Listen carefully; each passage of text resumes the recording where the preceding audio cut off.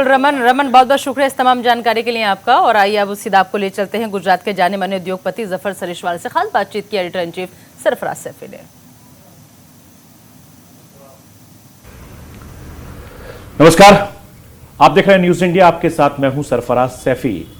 और आज मैं गुजरात के अहमदाबाद में मौजूद हूं और मेरे साथ एक ऐसी शख्सियत हैं जो किसी परिचय की मोहताज नहीं है, बल्कि अपने कामकाज के लिए वो दुनिया भर में मशहूर हैं।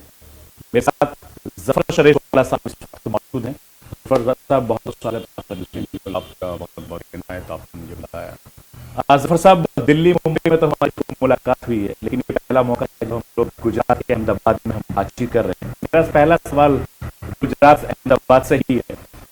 आपने तमाम मुश्किलों का यहाँ सामना किया और कई बार बातचीत में जिक्र हुआ कि कई बार आपकी फैक्ट्री यहाँ पर 1980 के बाद भी चला दी गई और फिर 2000 के दंगों में भी वो फैक्ट्री आपकी जरिए बहुत नुकसान हुआ।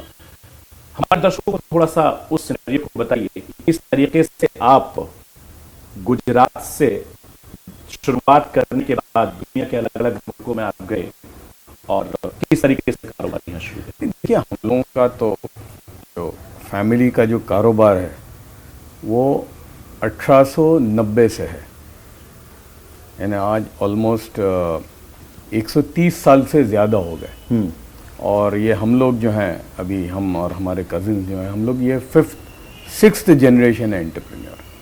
तो मेरे ग्रेट ग्रैंडफादर ने कारोबार शुरू किया था, फिर हमारे दादा वालिद, और फिर हम लोग तो हमारा लगा हुआ है, बल्कि हमारा जो हमारा मकान है वो 1875 से उसी जगह पर है, अभी भी है।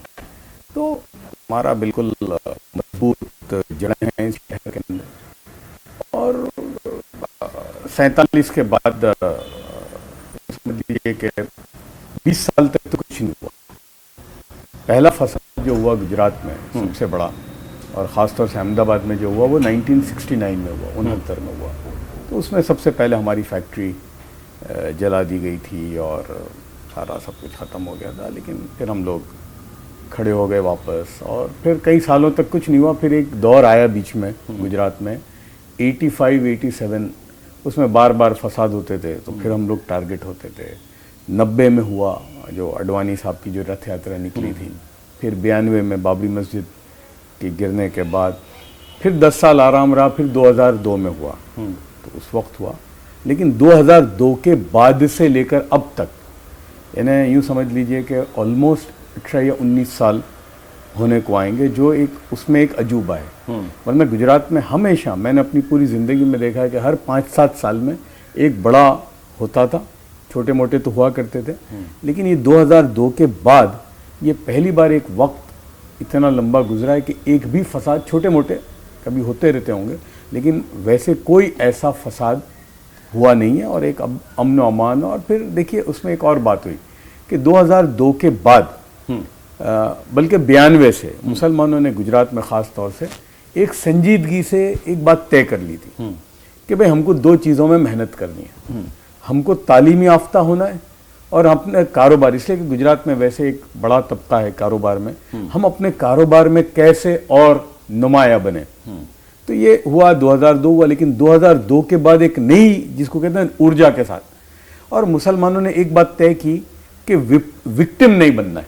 यानी वो जो एक होती है ना मेंटालिटी होती है कि भाई हमारे साथ जुल्म हुआ, ये इससे हमको बाहर निकाल। लेकिन जफर साहब, एक चीज मैं समझना चाहूंगा कि जब जब भी गुजरात में दंगे हुए या अहमदाबाद में दंगे हुए, हमेशा आपकी फैक्ट्री और आपके परिवार को ही निशाना बनाया गया। लेकिन ये गनीमत रही कि 2002 के बाद से लगातार दंगे ना हुए, ना किसी तरह की कोई ऐसी हिंसा हुई। लेकिन इसके पीछे भी एक बहुत बड़ी वजह यह है कि जो आपसे बातचीत होती है कि 2002 के बाद जब आप यहाँ से लंदन चले गए, इंग्लैंड चले गए, वहाँ अपने इस फाइट को बहुत तरीके से लड़ा और मोदी साहब के बहुत ज़्यादा ज़बरदस्त ग्रुप है, हालांकि मोदी साहब के बेहद करीबी हैं।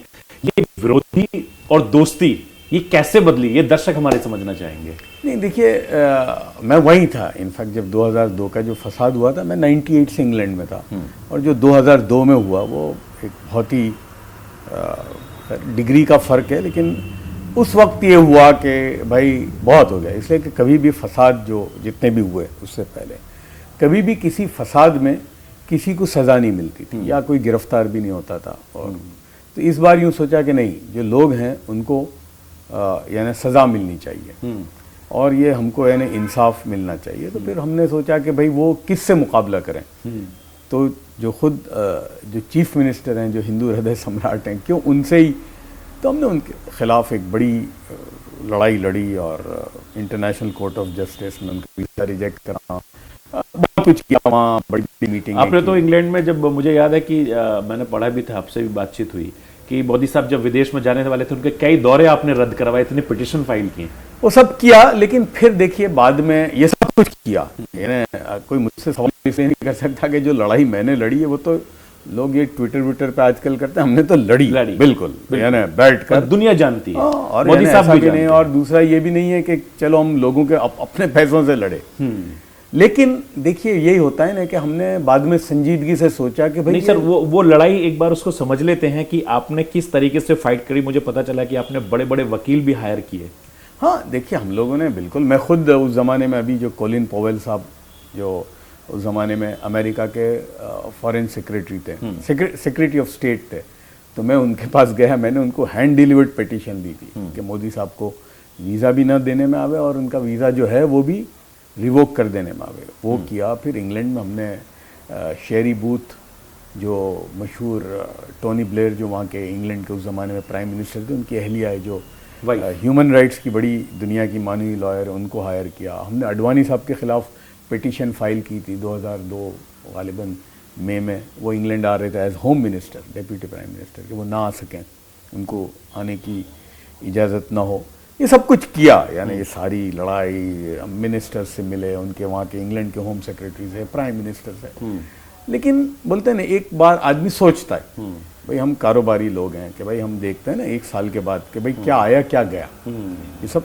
और देखिए, मैं कोई एक्टिविस्ट तो हूँ नहीं बिल्कुल कि भाई मेरी ये दुनिया है और इसमें मैं तो एक कारोबारी आदमी हूँ। और एक और यहाँ एक और बात भी थी कि हमको नरेंद्र मोदी साहब से कोई ज़ाती दुश्मनी तो थी नहीं। बिल्कुल, हम तो एक उसूल के लिए लड़ाई लड़ रहे थे। फिर हमने एक वक्त के बाद ये सोचा कि भाई ठीक है, इससे हासिल क्या हुआ, ये सब किया, हासिल क्या हुआ। फिर मैं हिंदुस्तानी हूँ, मैं हालांकि मैं इंग्लैंड में रेसिडेंट था वहाँ का, लेकिन मैं हमेशा अपने आप को ये समझता था कि मेरा मुल्क जो है वो तो हिंदुस्तान है। बिल्कुल, मुझे वहीं वापस जाना है, यहाँ मैं आया हूँ कुछ वक्त के लिए, मुझे जाना है। और हिंदुस्तान की जो डेमोग्राफी है वो तो वो ही रहेगी भाई, 85% हिंदू है, 15% मुसलमान है। तो ये जो है इस तरह का जो एक रवैया रख के हम ठीक नहीं है। तब पता चला कि मोदी साहब इंग्लैंड आ रहे हैं, ये 2003 की बात है। तो हमने सोचा कि चलो बैठ के बात करें, ये भी एक रास्ता है। ठीक है, लड़ाई लड़ी। और देखिए, दुनिया में आप देखो जितनी भी जंगें हुई हैं, बड़ी बड़ी जंग हुई है, फर्स्ट वर्ल्ड वॉर हुई, सेकेंड वर्ल्ड वॉर हुई, और भी मुल्कों में, कोसोवा में हुई, वहाँ आपके अल्बानिया में हुई। तो अल्टीमेटली तो उसका जो फैसला जो होता है वो तो बैठ बड़ी बड़ी जंगों। हमने भी सोचा कि ठीक है, ये सब किया, लेकिन भाई हमको रहना है, नहीं रहना है, वही मेरा मुल्क है। गुजरात में 60 लाख मुसलमान हैं, ऐसा नहीं 2-5 लाख हैं, तो हुकूमत उनकी है। तो ये आइसोलेशन में तो आप रह नहीं सकते, तो कोई रास्ता तो। और फिर हमने सोचा बात भी करनी तो किससे करनी, तो नंबर 1 उन्हीं से बात बिल्कुल करनी चाहिए। तो फिर नंबर 1 यानी मोदी चीफ मिनिस्टर गुजरात के। तो हमने वो एक कोशिश शुरू की, और बड़ी बात यह है कि मोदी साहब तैयार हुए मिलने के लिए, वरना उनके साथ जितनी। और ये भी अजीब इत्तेफाक है कि आपके जो क्लोज फ्रेंड थे महेश भट्ट साहब हों, हाँ उनके बिल्कुल कुछ लोग, महेश भट्ट साहब ही हमारे साथ भी थे लड़ाई में, लेकिन ये मुलाकात करवाने में भी उनका ही हिस्सा था। इसलिए कि महेश भट्ट साहब से जब मैंने बात की, देखिए वो बहुत ईमानदार हैं इस एतबार से कि उन्होंने ये कहा कि हाँ ठीक है, बोले लड़ाई तो लड़ रहे हैं मोदी के साथ, लेकिन ये मसला हल तो मोदी के साथ बैठ के ही होगा। तो चाहे कल बैठे उसके साथ, भाई आज बैठ लेते हैं, तो उसमें कोई एतराज नहीं है, तो हाँ मिलना चाहिए। फिर मैंने कहा कि भाई आप इन तक पहुंच, बोलते कैट मोदी साहब तक पहुंचे कैसे? वो भी फिर महेश भट्ट ने, उनके जो दोस्त हैं रजत शर्मा साहब, बोला कि मेरे भी दोस्त हैं और वो मोदी साहब के भी दोस्त हैं, उनके जरिए फिर हमारी बातचीत। तो बड़ी बात ये है कि मोदी साहब तैयार हो गए। हालांकि उनके जो लोग थे, उनके जो जितने भी एडवाइजर वगैरह थे, सब ने कहा कि नहीं मिलना चाहिए, लेकिन ये मोदी साहब ने खुद तय किया कि नहीं मिलना चाहिए। तो बस यही कि भाई ठीक है, हमको लड़ना नहीं है, हमको मसला हल करना। और जो मुलाकात आपकी हुई थी वो कुछ मिनटों की थी और मुझे पता चला घंटों में बदल गई। हाँ यार, हम भी यही समझ के गए थे, इसलिए हम कुछ लेके भी नहीं गए थे। हम समझते थे भाई पता नहीं चीफ मिनिस्टर हैं, 2 मिनट मिलेंगे, 5 मिनट मिलेंगे। तो वो तो पहला ही मेरा जो सवाल था उनको तब कि भाई आपके पास मेरे लिए कितना वक्त है। तो उन्होंने उस पर कहा कि जब तक तुम्हारी सारी बातें खत्म न हो जाओ तब तक। तो एक वो हुआ, और फिर मैंने कहा कि भाई इसलिए कि वो उस जमाने में ये जो 6 करोड़ 5 करोड़ जाति की बात करते थे, तो मैंने कहा सर उसमें हम 50 लाख हैं या नहीं है। और मुझे जफर साहब एक बात याद आ गई, वो जब आपकी बातचीत नरेंद्र मोदी साहब से हो रही थी, कंधे पर हाथ मार के ले जाने वाला, 2 दिन पहले उत्तर प्रदेश के मुख्यमंत्री योगी आदित्यनाथ साहब के साथ इसी तरीके से कंधे पे हाथ रखकर, ये वो मोदी साहब का स्टाइल है, मोदी साहब का ये स्टाइल है, वही स्टाइल आपके साथ भी था। हाँ बिल्कुल, वो हाथ मुझे लिफ्ट में लेकर गए, हाथ कंधे पे डाल के, वो ऐसा डिफ्यूज कर देते हैं सिचुएशन को, है ना, क्योंकि लड़ाई थी ना, लेकिन उन्होंने माहौल को वहीं ठंडा कर दिया। और ये एक सवाल जो अभी बहुत जो चल रहा है वो मैंने तब पूछा था कि भाई ये हिंदुत्व वाला जो अभी जो बड़ा चल रहा है, तो मैंने कहा कि सर आप मुझे ये भी बताइए कि भाई ये हिंदुत्व क्या है और उस हिंदुत्व में हमारी कोई जगह है या नहीं है। तो जो मोदी साहब ने मुझे कहा, वो बाद में मैंने देखा कि मोदी साहब ने सुहासिनी हैदर जो है मशहूर जो हिंदू अखबार के एडिटर है, उनको भी कुछ टाइम के बाद इंटरव्यू में कहा कि हिंदुत्व क्या है। तो ये आजकल जो लोग बात करते हैं ना हिंदुत्व की और मोदी साहब के हिंदुत्व में बहुत फर्क है। उन्होंने कहा बिल्कुल तुम वो हिंदुत्व में तुम हो, और भाई कोई गीता को मानता है वो गीता को माने, जो कुरान को मानने वाला है वो कुरान को माने। ये बात तो मैंने उनको तब पूछी थी कि भाई ये हिंदुत्व जो है, और ये है ना कि भाई हिंदू राष्ट्र होगा, ये होगा, तो हमारी जगह होगी या नहीं होगी? तो बोले बिल्कुल होगी, बराबर की होगी। और इसीलिए देश के प्रधानमंत्री नरेंद्र मोदी जब जब भी भाषण में बात करते हैं वो 130 करोड़ लोगों की बात करते हैं, वो हिंदू मुसलमान सिख ईसाई की बात नहीं करते हैं। क्योंकि लगातार मैं भी उनको बहुत सालों से कवर कर रहा हूं और आपके तो बहुत करीबी दोस्त हैं, आपके बहुत करीबी हैं।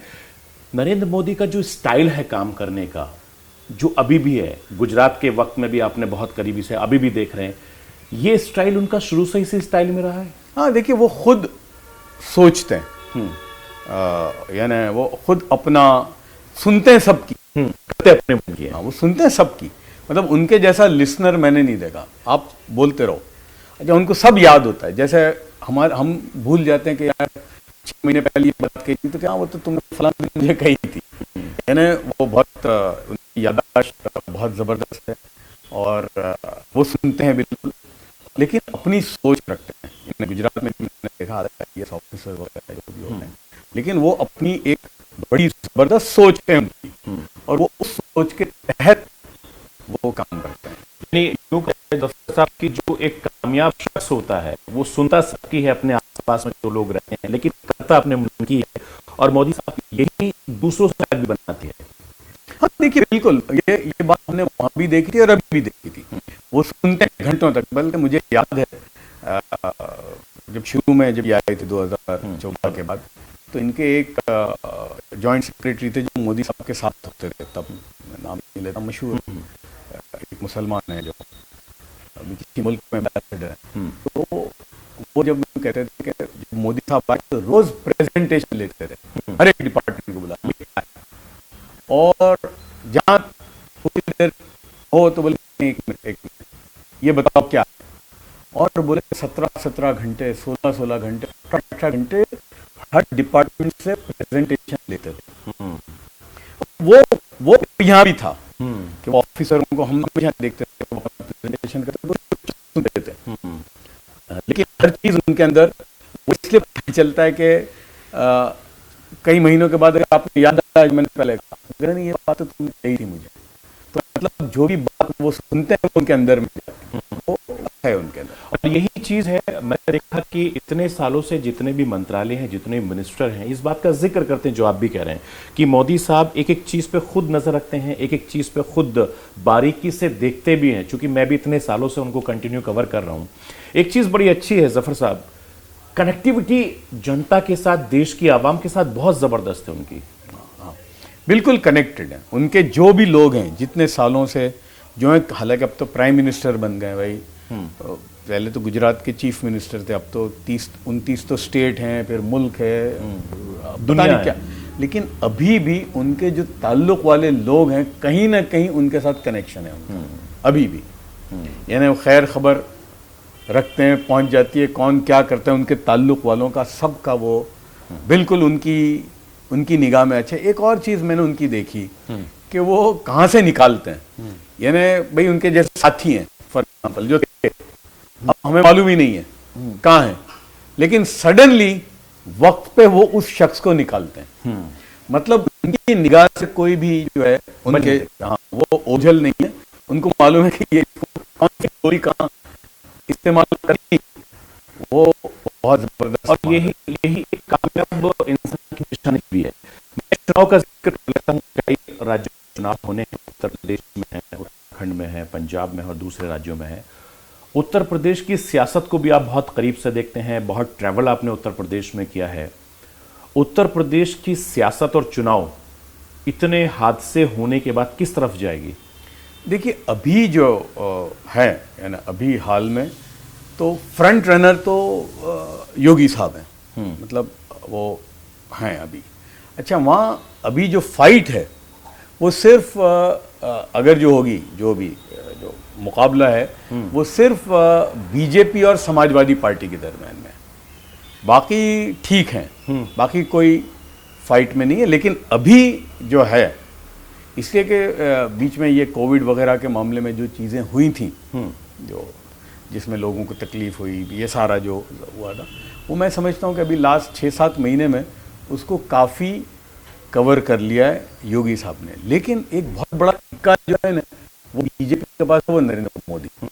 अभी भी मोदी साहब की जो शाख है वो अभी भी, हो सकता है कि लोगों को बीजेपी से प्रॉब्लम है, लेकिन मोदी जो हैं वो अभी भी उनकी एक बनी हुई है, यानी उनकी एक ऑरा। इमेज, उनका ऑरा है। उनकी फैन फॉलोइंग बहुत जबरदस्त है। मैं आपको याद है कि जब कोविड चल रहा था, बंगाल में चुनाव हो रहे थे, तब मैं आपसे मुलाकात भी हुई थी। उस दौरान भी मैंने देखा कि बंगाल में मोस्टली जितनी रैलियां देश के प्रधानमंत्री नरेंद्र मोदी साहब ने की थी, मैंने सारी रैलियां कवर की, लेकिन लोग उनको लेके दीवाने रहते हैं, उनको सुनना पसंद करते हैं, उनको देखना चाहते हैं। उनके अंदर जो ऑरा क्रिएट किया है, मतलब जो बातचीत करते हैं, मैं बहुत सारे लोगों से मिला, सैकड़ों लोगों से मिलता हूं मैं, वो आज भी पसंद करते हैं। जब मैं अभी आ रहा था आपके घर पर, तो मैं ड्राइवर से मैं बातचीत कर रहा था, उन्होंने कहा मोदी जैसा कोई नहीं है। ये जो इमेज उन्होंने बनाने लगी, ये बड़ी बात है। नहीं, वो तो है। देखिए इवन बंगाल में यानी जो भी सीटें आई, यानी जो बीजेपी को, वो थैंक्स टू मोदी। तो अभी भी योगी साहब का कोई अगर हिसाब लगाओ तो कोई बहुत ज्यादा कोई प्लस माइनस नहीं है। यानी पिछले 5 साल उनके ले लो और इनके ले लो तो कोई, लेकिन वो एक ऐड जो है बहुत बड़ा, जो पलरे को जो भारी कर देता है, वो नरेंद्र मोदी साहब की खुद की जो पर्सनालिटी है। ओवैसी साहब भी लगातार पश्चिम उत्तर प्रदेश में जो खासतौर से मुस्लिम इलाका है, वहां पर डोरे डाल रहे हैं। हालांकि बंगाल में उनको कुछ हाथ नहीं लगा। अब यूपी में क्या वो कुछ कर पाएंगे? देखिए मैंने एक बात देखी, मुसलमान जो है वो ये बात मैंने हर कमज़ोर जगह पे देखी, जैसे बंगाल। हालांकि बंगाल में मुसलमान सबसे कमज़ोर है, लेकिन जो सियासी सूझबूझ जो बंगाल के मुसलमान में मैंने देखी है, 18-19 साल के बच्चे में, जो हमारे यहाँ के 25-30 साल के नौजवान नहीं होगी। तो जो कमज़ोर होता है ना, वो बहुत अच्छी, वो सियासी सूझबूझ हो सकता है। यानी हो सकता है कि किसी लीडर के, जैसे वहाँ आपने देखा फुरफुरा शरीफ, बिल्कुल, कि वो जो अब्बास सिद्दीकी, अब हालांकि वो अपनी पब्लिक मीटिंग में 5-5, 10-10 लाख लोग जमा करते थे, लेकिन इलेक्शन में क्या वो खुद अपनी सीट मुश्किल से बचा पाए। मैं तो खुद अब्बास सिद्दीकी की रैलियां मैंने कवर की, दीवानगी थी। यानी दरगाह के नाम पर जो उन्होंने लोगों की भीड़ इकट्ठा की, वो वोटों में कन्वर्ट नहीं हुई। तो देखिए मुसलमान जो है ना बहुत अक्लमंद है।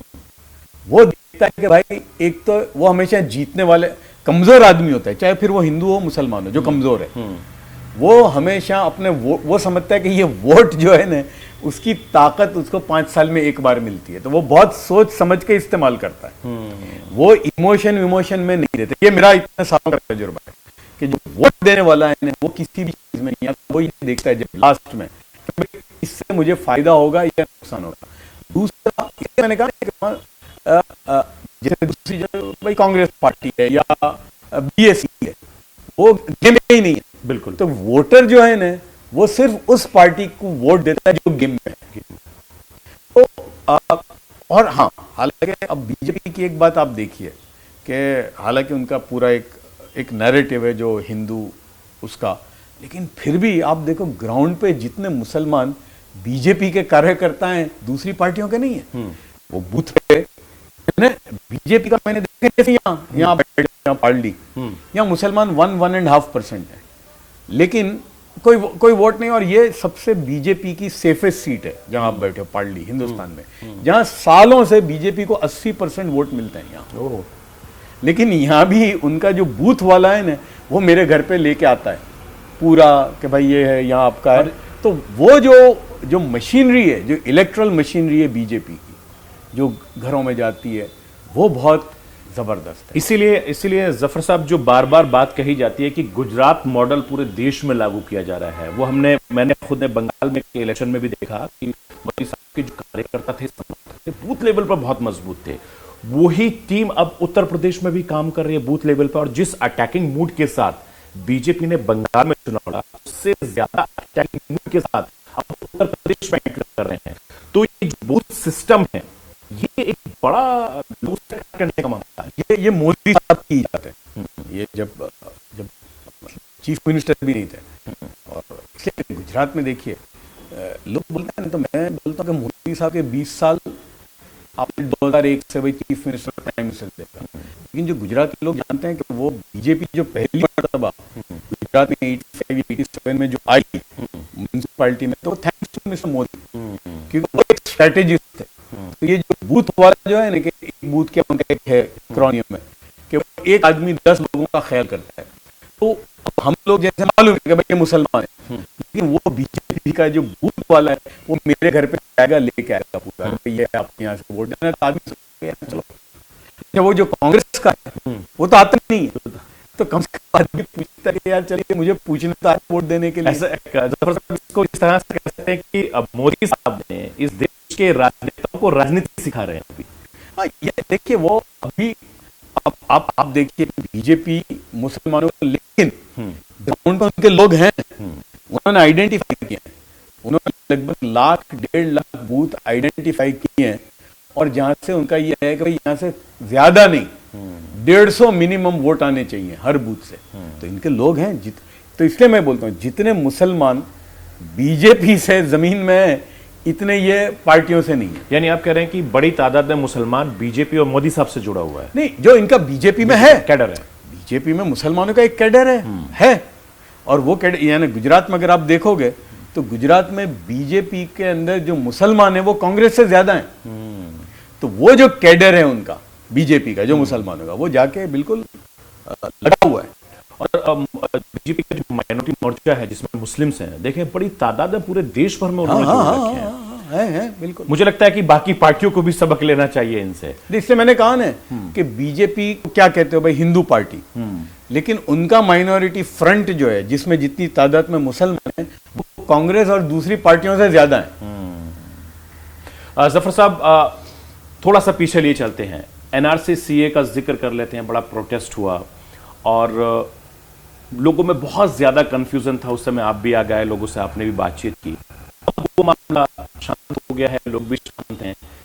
ये इस अब सिनेरियो को किस तरह से देख रहे हैं? देखिए तभी मैं ये कहता था, जो हमारे शाहीन बाग के और ये यहाँ जो लोग थे, उनसे सबसे मिलता था, मेरा सबसे ताल्लुक था, तो मैं उनको तब भी ये कहता था कि भाई ठीक है, आप जिनके खिलाफ एहतजाज करते हो ना, उन्हीं के साथ बैठोगे, भाई बताओ, तो प्राइम मिनिस्टर आपके नहीं है भाई, होम मिनिस्टर है, प्राइम मिनिस्टर जो इनकी पार्टी के, तो वो उनको आपके अंदर में जो खदशात हैं, आपके अंदर में खदशात हैं, और वो भी देखिए वो कोई हिंदू मुसलमान नहीं है, हुकूमत करने बैठे, उनको कोई मुल्क के अंदर, तो आप अपनी बात को रखो। तो मैं समझता हूं कि अभी भी मुसलमानों का खासतौर से जो सिविल सोसाइटी है, जो तबका है, वो जो आपको एप्रीहेंशन है या खदशात हैं, उनके सामने रखिए। ये मेरी राय है कि बैठना यानी एक डायलॉग का प्रोसेस होना चाहिए। आपने देखा जफर साहब, ट्रिपल तलाक को लेकर बड़ा मामला उठा, तलाक बिद्दत। हालांकि आप खुद इस्लाम के बहुत अच्छे जानकार हैं, इस्लाम मजहब में खुद तलाक बिद्दत का बैन है और उसको लेकर कितना हाय हुला मचा किया, इतना ज्यादा किया। लेकिन आज की तारीख में आप देखिए, बहुत मामूली से मामले हैं जो आते हैं। एक तरीके से मैं इसको इस तरह से कहता हूं कि मुसलमानों के हक का ही फैसला किया। हाँ देखिए, ट्रिपल लोग पूछते हैं भाई, एक्चुअली ट्रिपल तलाक जो है वो कोई बीजेपी लेके आई नहीं थी, तो एक जो मुसलमान औरतें जो अफेक्टेड थी वो सुप्रीम कोर्ट में गई थी। बिल्कुल। तो मैं तो उस हमारे जो मुसलमानों की जो बड़ी संस्थाएं, खासतौर से पर्सनल लॉ बॉडी है, वो मैंने कहा कि वो दीनी क्यों आया, और हमारे पास तो इसका सोल्यूशन था शरीयत में। आप अगर यही इसके सोल्यूशन को कर देते, इन औरतों को वहां सुप्रीम कोर्ट में जाना नहीं पड़ता। तो सुप्रीम कोर्ट में जब मामला गया तो सुप्रीम कोर्ट ने सरकार को पार्टी बनाया, लेकिन सरकार इसमें नहीं थी, बीजेपी नहीं थी, ईमानदारी से। वो औरतें जो गई थी वो कोई बीजेपी की भी नहीं थी, वो तो विक्टिम थी, और चूंकि हमने उनकी नहीं सुनी, भाई वो हमारे पास आई और हम उसके मसले करते थे, वो नहीं।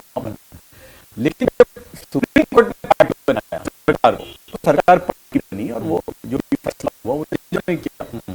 और मुझे अभी तक याद है एक जजमेंट जो शायद गालिबन रोहित साहब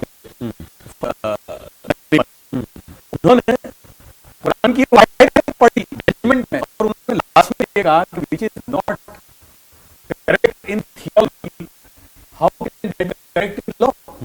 उन्होंने कहा ये कुरान भी सही नहीं है ही नहीं, कुरान के एतबार से नहीं है। तो मैं समझता हूँ अब जो हुआ है, मैं अपनी जो संस्थाएं हैं उनको कहूंगा कि भाई वो नौबत ही नहीं आवे, और वो है हमारे पास कि जो निकाह नामा है एट द टाइम ऑफ निकाह, ये कंडीशन आप डाल दो कि 3 तलाक से तलाक नहीं होगी। वो निकाह जो है इस्लाम में वो तो कॉन्ट्रैक्ट है, आप बहुत सारी कंडीशन डलवा सकते हो, तो कम से कम यहां से शुरुआत करो, तो मसला ही नहीं आएगा ना भाई, आदमी उस तरफ जाएगा ही नहीं। तो मैं समझता हूँ कि ये जो भी हुआ है उसको पॉजिटिव तौर पर लेकर हमको अपने समाज में इस बात को फैलाने की जरूरत है। देश में इसमें सबसे बड़ा इशू चल रहा है कृषि कानून को लेकर। एक चीज और इसलिए करना जरूरी हो जाती है, क्योंकि नरेंद्र मोदी साहब ने पिछले 1 साल से जो किसान प्रोटेस्ट कर रहे थे, उस प्रोटेस्ट को बंद कराने के लिए तमाम कोशिश की कि सरकार ने बात की। लेकिन अब जब देश के प्रधानमंत्री मोदी साहब सुबह में आते हैं और कहते हैं कि साहब मैं कृषि कानून वापस ले रहा हूं माफी के साथ, यानी एक बड़ा मैसेज देने की कोशिश की है मोदी साहब ने। ये मोदी साहब के मिजाज में कोर्स करेक्ट, मैंने तो यहाँ गुजरात में देखा कि अगर उनसे कोई चीज हो जाती है नहीं है, तो मैंने देखा कि वो उनको जरा भी ऊपर वो नहीं कि भाई ठीक है ये गलती थी, ठीक है ये मेरी गलती थी, और अब मैं ये इसको ले रहा हूँ वापस। तो ये मैं समझता हूँ उसको इस तरह से लेने की जरूरत है। ठीक है, एक प्राइम मिनिस्टर हालांकि वो नहीं लेते, तो कोर्स करेक्शन अगर प्राइम मिनिस्टर करे और उसको लगता है कि नहीं भाई जो मैंने किया था उनको, हालांकि मेरी कोई बहुत ज्यादा जानकारी नहीं है ये फार्म के जो भी इनके कानून है, और देखिए मेरा एक मानना है कि जो भी रिफॉर्म्स आते हैं कहीं पर भी रिफॉर्म आते हैं वो हमेशा पहले तकलीफ देते हैं। जैसे भाई आप देखेंगे अगर 91-92 में हम जाएं, जब मनमोहन सिंह साहब आए और उस जमाने में नरसिम्हा राव और इन्होंने बहुत सारे रिफॉर्म्स किए थे, इनिशियली बहुत कड़वे लगते थे, लेकिन बाद में तो ऐसे ही ये जो रिफॉर्म्स हैं, मैं नहीं समझता कि देखिए मुल्क का प्राइम मिनिस्टर ऐसा कोई कानून लाए कि जिससे लोगों को नुकसान होना चाहिए, मैं नहीं समझता। तो वो क्यों करे? तो अगर उनको ये लगा और उन्होंने उसको अगर वापस लेके आए तो उसको उस तरह से लेकर आगे बढ़ने की। जफर साहब, चूंकि आप खुद एक बड़े कारोबारी हैं, कोविड काल के दौरान पूरे दुनिया को नुकसान हुआ है, हिंदुस्तान को भी काफी नुकसान हुआ है। चूंकि आप इस्लामिक तमाम बैंकिंग की चीजों को बहुत करीब से जानते हैं, जो कोविड काल के दौरान जो दिक्कत और परेशानियां हुई हैं, हमारा मुल्क उससे किस तरीके से निकल रहा है? नहीं देखिए, वो ज्यादातर जो तकलीफ थी ना वो इंफ्रास्ट्रक्चर की थी। अब आप बताइए कि हमारे यहाँ हॉस्पिटल बनी नहीं थी, सब होनी चाहिए थी, यानी जो हॉस्पिटल में इक्विपमेंट अच्छे, तो कभी सोचा नहीं था कि इतने सारा आपको आईसीयू की यूनिट चाहिए। तो वो सारा जो कुछ भी था ना वो इंफ्रास्ट्रक्चरल डिफिकल्टी थी कि भाई लोगों को गैस के सिलेंडर नहीं मिल रहे थे, वो जरूरत ही नहीं थी कभी भी। तो कोई ने सोचा ही नहीं था कि इतने जरूरत पड़ेगी। और सिर्फ हिंदुस्तान नहीं, बड़े बड़े मुल्क, मैंने अमेरिका में देखा कि वहां उनके पास बेड नहीं थे, क्योंकि सडनली किसी ने नहीं सोचा था। तो मेरे ख्याल से अब जो है, अब जैसे वैक्सीन ऑलमोस्ट, यानी अब वो कोई प्रॉब्लम नहीं है, यानी ऑलमोस्ट 100 करोड़ से ज्यादा, 115 करोड़ के सिंगल डोज तो हो गए, और ऑलमोस्ट 35 या 40 करोड़ डबल डोज के हो गए। तो मैं समझता हूं कि अब वो धीमे धीमे धीमे इसमें से मुल्क बाहर निकल रहा है। अब बहुत पॉजिटिविटी आ रही है अब, और अब वो इंफ्रास्ट्रक्चर भी बन रहा है। बहुत सारी हॉस्पिटलें आ रही हैं, बहुत सारी हॉस्पिटलें उसको इक्विप कर रही हैं। तो वो इंफ्रास्ट्रक्चर प्रॉब्लम था जो कोई भी मुल्क तैयार नहीं था उसके लिए। जब मैं देखता हूँ बहुत सालों से आप लगातार देश के जो बच्चे हैं तालीम तरबियत लेकर बहुत आप कोशिश करते हैं, बहुत मेहनत भी करते हैं, अलग अलग जगहों पर जाकर पूरे देश के अलग अलग इलाकों में जाकर आप सेमिनार भी करते हैं। अवेयरनेस को लेकर जिस तरह की तैयारी आप करते हैं, उससे हमारे समाज को, मुल्क को, देश को कितना फायदा हो रहा है? ये बहुत हुआ। देखिए, हम लोग सिर्फ अब अवेयरनेस नहीं करते, हम बाकायदा वर्कशॉप चलाते हैं। इन्हें जैसे कश्मीर में हमने दो तीन जगह पे किया ये, बल्कि सिर्फ कश्मीर में नहीं, वहाँ हमने पूंछ में किया, उधर लेह भी गए हम लोग, और बाकी अभी जयपुर में किया, अयोध्या में किया, और ऑलमोस्ट हमने 6 साल के अंदर, 7 साल में हमने 49 शहरों में ये प्रोग्राम किए। तो शुरू में तो हम लोग अवेयरनेस की बात करते थे कि भाई देखिए ये ज़रूरत है। फिर हमने कहा कि नहीं, अब अवेयरनेस तो बहुत हो गया। पिछले 3-4 साल से हम लोग बाकायदा वर्कशॉप चलाते हैं, जिसमें फाइनेंशियल लिटरेसी, यानी जो बैंककारी क्या होती है, फाइनेंस क्या होता है, फाइनेंस कहाँ से लेना, कैसे लेना, रिपेमेंट क्या हो, उस पर वर्कशॉप होती है। एक कैपिटल मार्केट क्या है, ये स्टॉक मार्केट क्या है, इन्वेस्टमेंट कैसे किया है, जब इन्वेस्टमेंट के क्या क्या अलग अलग तरीके हैं, कैपिटल मार्केट में अपॉर्चुनिटीज क्या हैं, पैसा कैसे रेज करना। और तीसरा, एक बच्चे के दिमाग में आइडिया आता है, वो आइडिया कारोबार में कैसे तब्दील किया जा सकता है, क्या क्या मरहले उसमें आते हैं। तो बाकायदा हम लोग 1 दिन की, 1.5 दिन की प्रॉपर वर्कशॉप करते हैं, औरों के लिए भी हुनर की वर्कशॉप करते हैं, जिसमें ऐसा हुनर उनको सिखाते हैं जो घर बैठे उनका कमाई कर सकते हैं। तो अल्हम्दुलिल्लाह, एवरेज अगर आप देखें हमारे हर प्रोग्राम में ऑलमोस्ट 700 से 1500 बच्चे होते हैं, अबाउट 30-35 हजार बच्चों ने उसका फायदा लिया है। तो देखो, हम लोग बहुत बड़ी बात नहीं करते। मेरा ये मानना है कि ये 1 दिन की वर्कशॉप है, जो चाहते हैं 1.5 दिन की वर्कशॉप है, कोई माहिर तो नहीं बन जाते, लेकिन यहाँ से निकलने के बाद हर बच्चे के दिल में ये बात आती है मैं भी कर सकता हूँ। बस हम यही चाहते हैं कि ये बच्चे यहाँ से निकले, और फिर हर आदमी अपने एतबार से उसमें और आगे बढ़े। और हम लोग हैंड होल्डिंग करते हैं आखिर, क्योंकि हर शहर में कुछ लोगों को तैयार करते हैं, और फिर वो उनको बना देते हैं कि भाई इन तक पहुंचो, और वहां से फिर आगे बैंक में या स्टॉक मार्केट में या एंटरप्रेन्योरशिप में। तो अल्हम्दुलिल्लाह, जैसा हमने अभी कश्मीर में जो किया, तो उसमें हमारे साथ आदिल ज़ैनुल भाई आए थे, जो मैकिन्जी कंपनी, दुनिया की सबसे बड़ी कंसल्टेंसी कंपनी, उसके चीफ रहे सालों तक, और प्राइम मिनिस्टर के अंडर में, जमाने से हमारे प्राइम मिनिस्टर के अंडर में क्वालिटी काउंसिल ऑफ इंडिया, जो सारी सरकार को, मिनिस्ट्रियों को एडवाइस करेगी, उसके भी चेयरमैन है, रिलायंस के बोर्ड में, L&D के बोर्ड में, तो वो आए थे। अब और हमने वहाँ 25 नए जो स्टार्टअप है श्रीनगर के, उनको बुलाया, लड़कियां भी थी 8-10-25 में, और उन्होंने अपने प्रोजेक्ट वहां सामने रखे।